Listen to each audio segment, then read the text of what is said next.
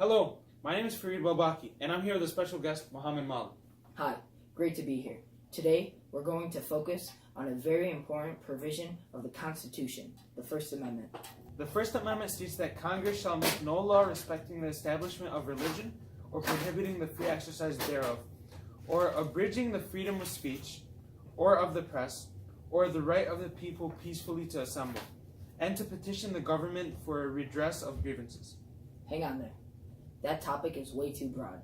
Today, we'll be focusing on one aspect of the First Amendment: freedom of press. The freedom of the press is the right to circulate opinions in print without censorship by the government. Every day, on average, there's a total of 92,000 articles posted on the web. This number is so large because people are allowed to express their feelings without any government interference. Though the freedom of press protects people's rights to express themselves, there have been multiple controversies, including President Trump. President Trump has been targeting the media in many ways, which includes him stating the media is the enemy of the people and calling journalists the most dishonest people. Fred interviewed Katie Tur about her perspective in this situation. Hi, Katie. My name is Fred. I'm a journalist. My question to you is, how do you feel about Trump forcefully going up against the media? Journalists aren't biased, and if they do have biases, our job is to put those aside and report fairly. And if we have any bias, it's a bias towards the facts. It's not because we're rooting for Hillary Clinton or rooting for Donald Trump, whatever. We're rooting for the democracy that we live in.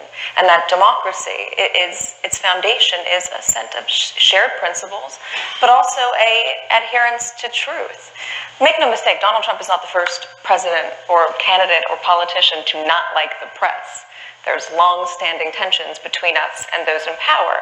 He's the first one to go so unabashedly and forcefully against us, to campaign against us. He was campaigning against Hillary Clinton, but really he was campaigning against us, which is what he admitted. He didn't care that was out there. He wanted that to be out there because, as Jake was saying so eloquently, if we report something that is not friendly towards him, if he undercuts our credibility, if he diminishes us, he inoculates himself from that criticism, and he can do whatever he wants.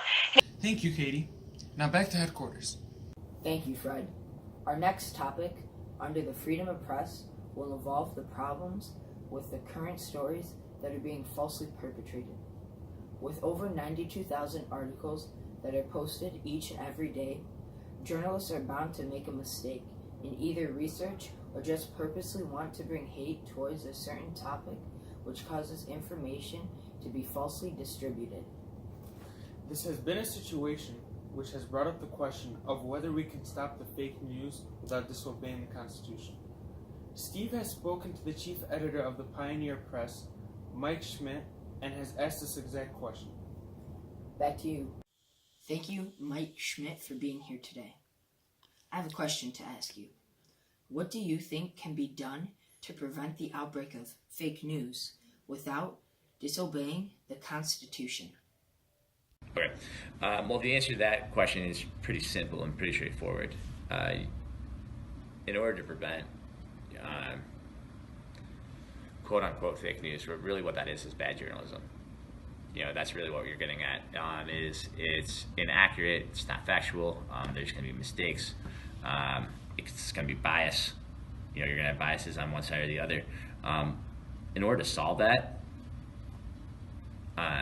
young people today need to understand the fundamentals of journalism, what that is, what the purpose is, and then also too, especially if they're going into the field, the ones that we're training today need to understand what it means to build credibility, how it matters. Every single thing that you print is going to be scrutinized and criticized.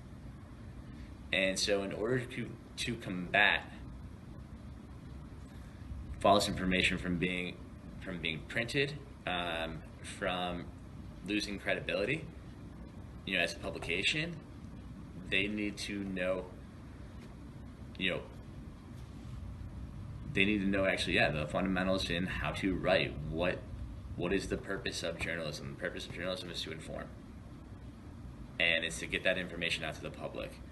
But as a result, the public has to be able to put some trust in these publications that what they're reading is accurate. So if we don't teach them, how to do that, we're going to continue to see these mistakes. Thank you, Mike Schmidt. Back to headquarters. Thank you, Fred and Steve, for reporting live for us. Thank you for joining us today. This is all the time we have. Join us next time as we tackle a juicy subject of freedom of religion.